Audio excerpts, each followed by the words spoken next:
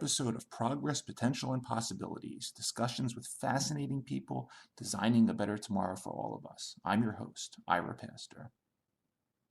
Welcome, everybody, again to another episode of our show, bringing you another fascinating guest today, helping to create a better tomorrow on many different fronts.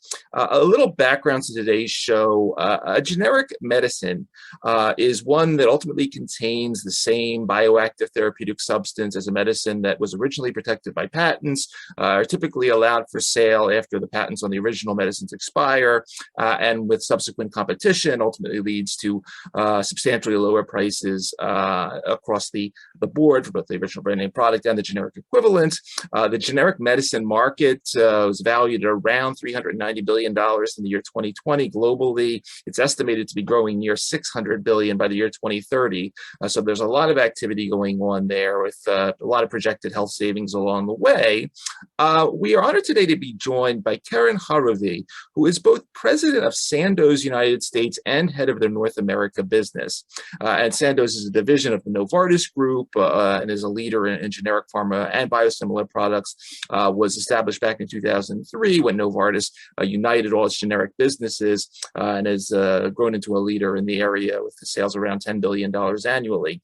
In her current role, Keren leads Sandoz's largest commercial and country organization in the United States, responsible for 35% of their global revenue. She also oversees the Sandoz commercial operations in Canada.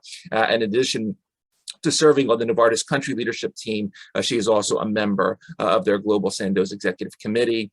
Prior to joining Sandoz, Keren served as Global Head of M&A at Novartis International. Earlier on in her career, she started off at Teva Pharmaceutical Industries, where she steadily advanced in various leadership roles to Senior VP Global Business Development Alliance Management, and brings 20 years of experience across the board in M&A deals, enterprise innovation, complex marketing strategies.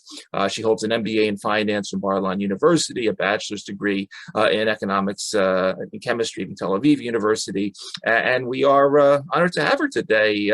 Keren Haruvi, thank you so much for taking the time to come on our show. Thanks for having me. It's great to have you. I'm very excited about this topic today, having sort of been trained as a pharmacist and practiced community pharmacy for several years. But I'd love to start things off as we typically do by handing you the floor for a little bit. If you could take us a little bit more into sort of your background, the early days, everything from where you grew up, what sparked your initial interest in finance and the life sciences industry, and a little bit of that early career journey. I think that'd be a great way to start things off. Of course. So first of all, I grew up in Israel, and I've been most of my career in Israel. So it's a great connection kind of to where I started to work, which is Teva, which back then was the biggest company in Israel. But honestly, it's not the fact that they were big that made me kind of curious. But as you said, like you, I went to study chemistry. So I definitely was curious on the more life science areas. And I really look for something which will be purpose-driven beyond just kind of work and science. And I felt that the pharma industry, it's just a perfect place to be.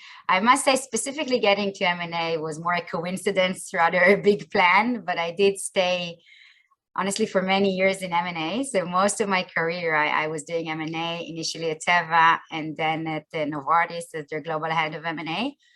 And in the last year, I'm running the business in the US, as you mentioned, our Sandoz US business.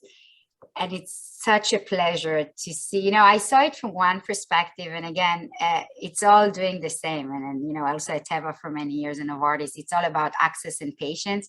But doing it from where I am today, you really feel the impact in a different way, which is tremendous. It's interesting because, as I mentioned, I practiced community pharmacy in the late 80s, early 90s, and I personally remember Sandoz as a branded medicine company. I remember, dispensing its products over the years. Now it's a leader in generics. Talk a little bit, if you would, about some of the early background, how sort of Sandoz was actually recreated as a generics company, and a little bit of the mission within the Novartis enterprise, if you would.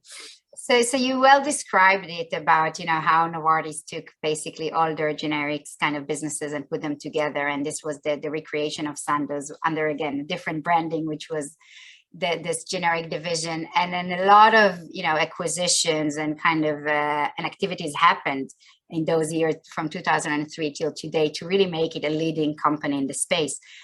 But I would say that now what we're doing, first of all, as you mentioned, we are leading biosimilar and generic companies. So it's not just one. And it's important to say because the market is changing so quickly, which I strongly believe that the mission and generics, which we are all in to do, we achieved, it's super successful. 90% of the market is already genericized if you look at the US. But on the biosimilar space, we strongly feel there is still a lot to do. And we feel that as a big company, as a leader in this space, we can help, enhance this access. At the end, it's one word, it's access, really. It's making sure patient gets the products they need. So that's what we're doing. And I would say that if I need to kind of simplify it for people that are not, familiar with the industry and how we work, is really make sure patients are getting the product they need at the right time and at the right cost. That's what we are here to do. Excellent. Excellent. And, thinking along those lines, so, looking back, if we were to go to a time machine and look at sort of the top 10 or top 20 drug lists from a couple of decades ago, we have a long list of small molecule products there. Nowadays, I look at that same list and I don't recognize anything because they're all biologics. I can read about what they do and learn, but at the same time, that was predicted 20 years ago. As sort of this whole area has evolved, obviously we're still a pharmaceutical industry developing small molecule drugs, but biologics are very hot now. And as you were mentioning, biosimilars, something that took a little while to come along and how it was supposed to be done. Talk a little bit about how what the landscape looks like at Sandoz, sort of how you sort of look at what's coming down the pike, what's going off patent, and how you make your decisions in terms of what you're going after to ultimately enhance access and decrease cost. So first of all, you rightfully say that the market shifted, but still there is a lot of small molecules kind of innovations. So I want to be clear. It's not that it's all biologics. Still, a lot of the molecules that are coming to market are, small molecule, what we call.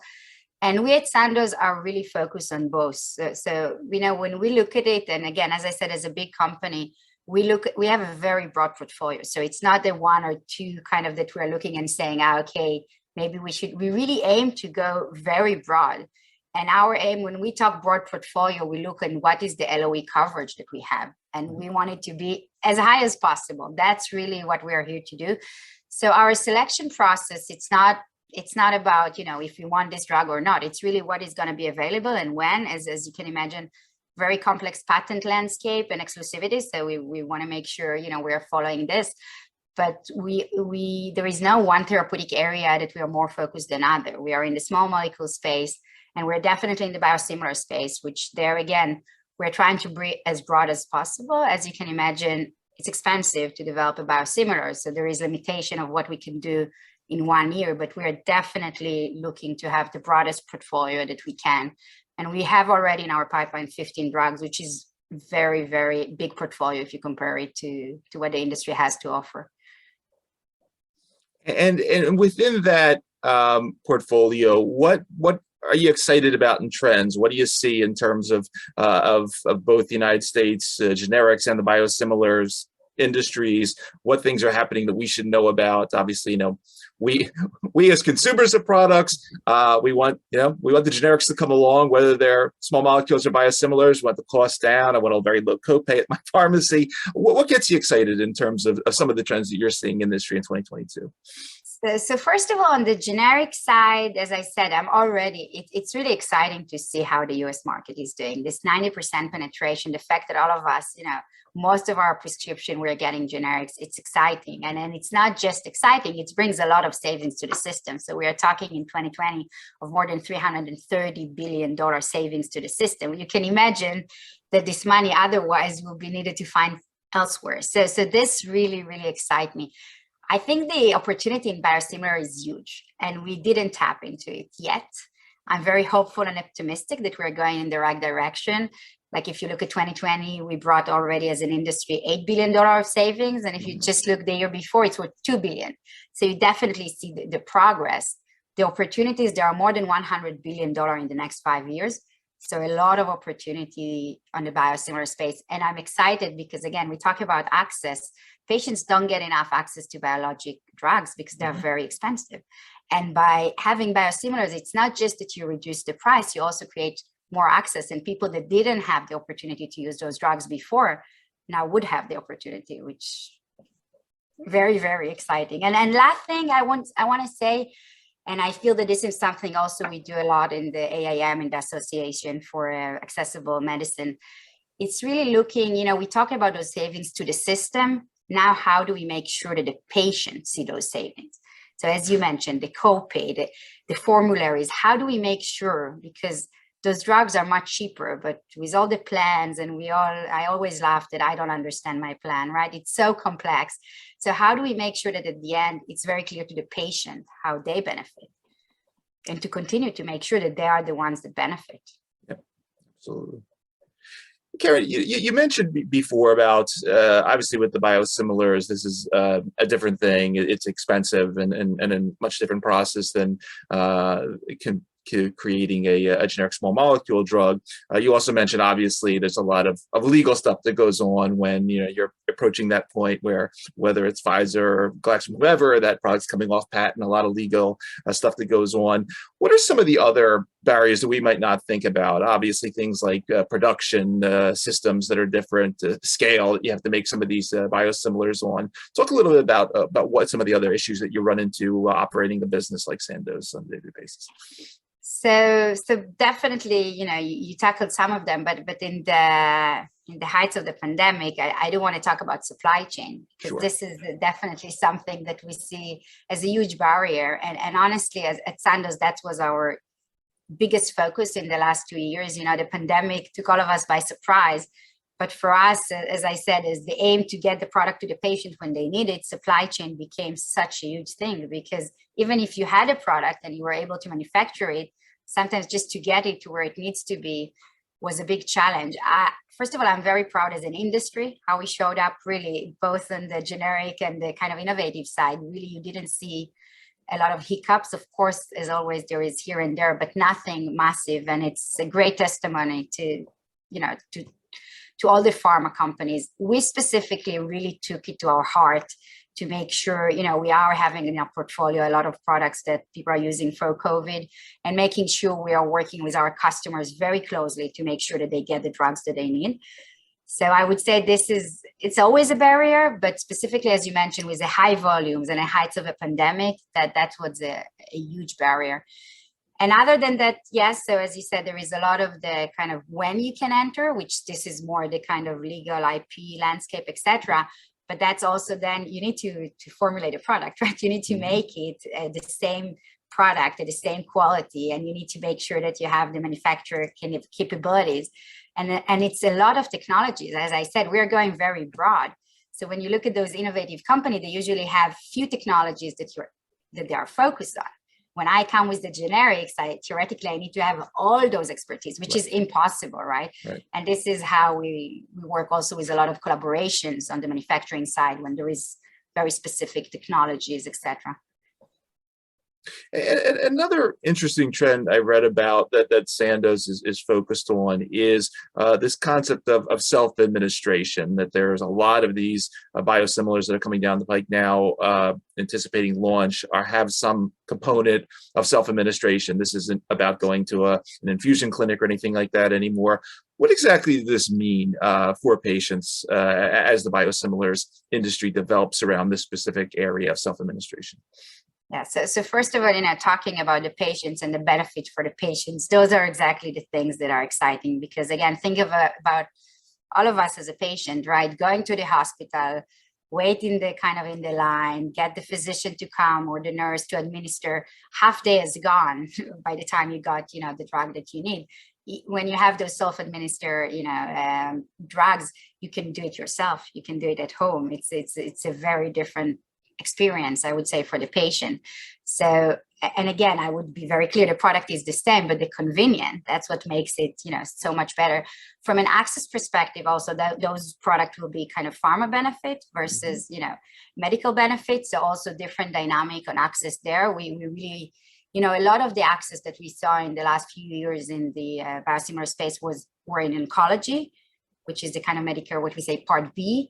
And now we're going to see more and more coming on the Part D. And we're also making sure that we get the access kind of right, I would say. We need to make sure if we have those advantages and patients can administer themselves, we need to make sure that they also get the access. And we as a company are very focused to make sure, that it's happening.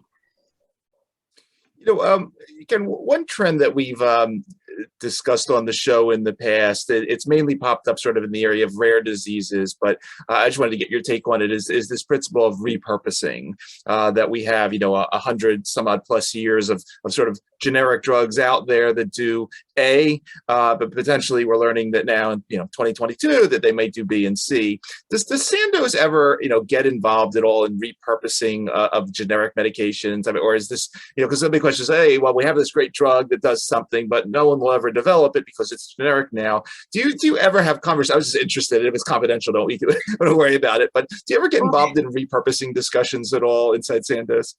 I would say I take all those repurposing as a pathway. It's the 505(b)(2) pathway. And I think, and the pathway is definitely attractive. And a lot of the things that you mentioned are also really bringing more convenience to patients. So as you said, if this drug is administered now every day and injectables, and now you bring it orally, it's definitely, patients can benefit. It's not our focus, I must say. But again, it's not that if we see the opportunity, we will just walk away.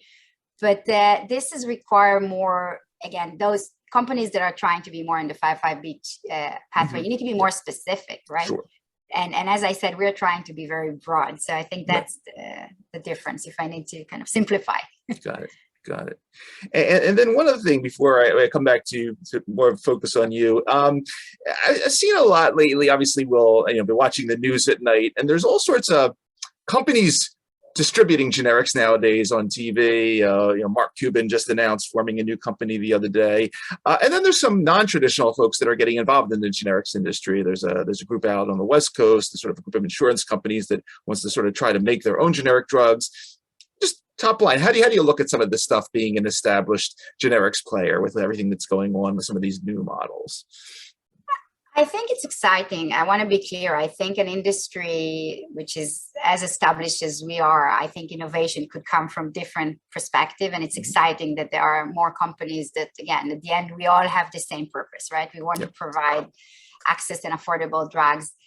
I kind of feel as the manufacturer, we would always kind of need to support all those different companies. So we as Sandoz really looking to those companies and see how we can support them. Again, if, as you said, there are a lot, so not always are things that we feel are the right collaboration for us. But I want to be clear, we are there to provide patients. If they get it one way or the other, and we will continue to do that and supply, high quality products in affordable price. Excellent. And Keren, coming back to you, you've, as mentioned in the bio and your intro, you've been in the industry a couple of decades. You've really been at all parts of the value chain in terms of innovation, mergers and acquisitions, of course, marketing. But then obviously being in the generics industry, you're involved in cost containment, prescription benefit management, all the other stuff that comes on this end of things. Messages for sort of the next generation that's coming along. What do you say to somebody that, hey, I'm looking at this cutting edge biotech over here. What do you say to people you want to get involved in the generics industry, or that you want to promote this next generation that's coming along to get interested and excited about what's happening in your industry? What do you say to them? Well, one thing that you didn't mention in my bio is that I'm a mom for 5 kids. So I'll definitely we'll tackle also the kind of the answer from a woman and from a mother perspective. But I will start and say that, first of all, probably I would say that it's not about the what, it's the how. Okay. So really, in the heights of the pandemic, it's more about the relation and the connection and the people. Somebody told me very early in my career, nobody's going to remember what you said, but they will remember how they felt that you say it. So that's really, I feel that this is so important. And when we sometimes, and specifically now with the pandemic and working virtual, we feel like there is other option to do it.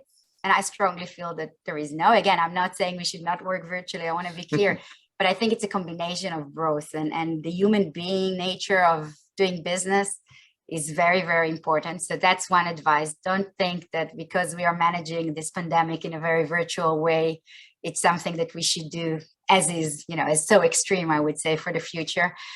I think having fun in the process is also advised. Sometimes I feel that I'm running so hard for the next, but at the end, life is short. There are many surprises. I think this pandemic is a big surprise. So really enjoy the process and enjoy what you're doing.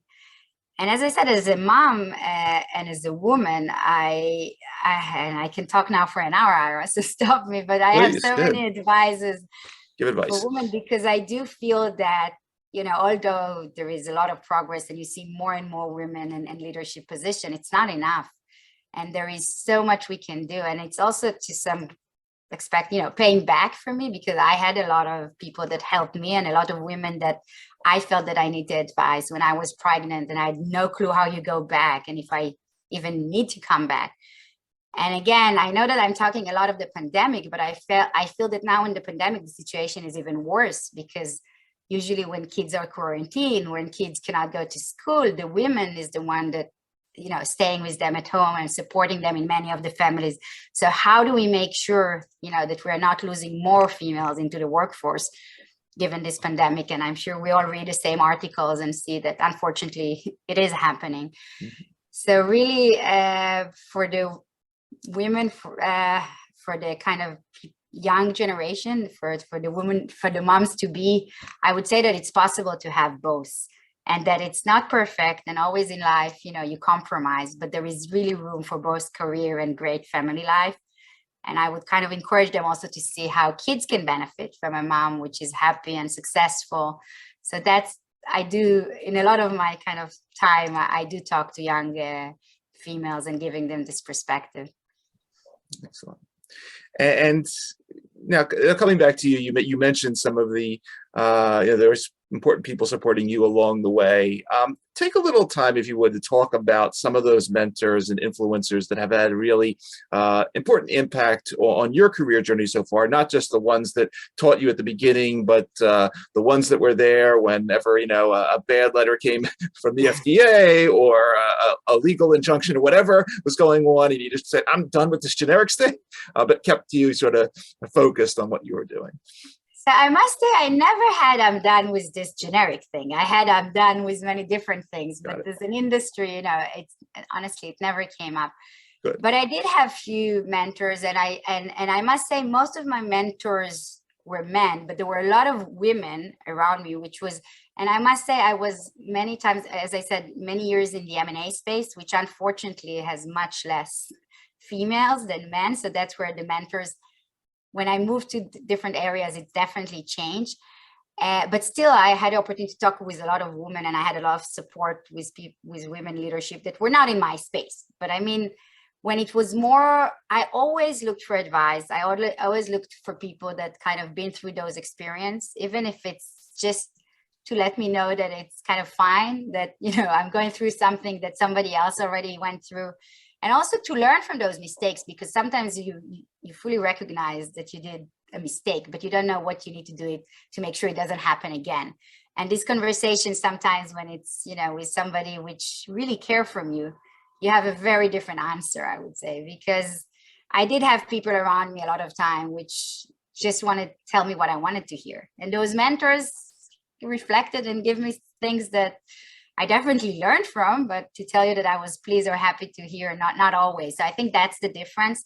And to find people around you that, not just your friends, people that feel responsible to give you the truth as it is, even if it's not something that you want to hear. Absolutely.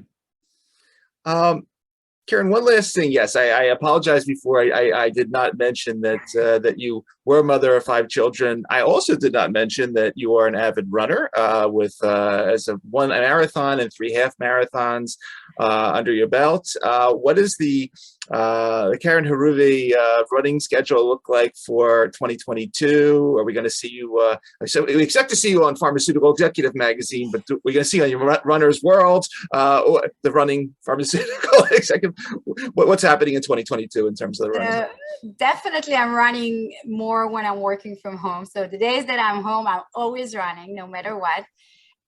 Days in the office depends, but no big plans. I must say I committed to my family that I'm not going to do another marathon because it takes a lot of time and energy, but definitely I enjoy it as a hobby. I feel that it's really give me energy, and we talked about the element of fun. That's one of the things that give me joy. So I want to make sure I continue to do that. So definitely a lot of runs are planned, but probably not very long ones, or something that you will read somewhere. Well, anyway, but you are welcome if you want to schedule a run together. Happy to do that. I stopped doing that several years ago. I go into the basement on the treadmill. I walk nowadays, but that's a different story. Keren, it was really fascinating hearing about your journey. Going to continue to watch you progress and move forward with this and whatever you might be doing in 2022 and beyond. For everybody that's going to be listening to this particular episode on the podcast networks or watching on the YouTube channel, you've been listening to Keren Haruvi, President, Sandoz United States, Head of Sandoz North America Businesses.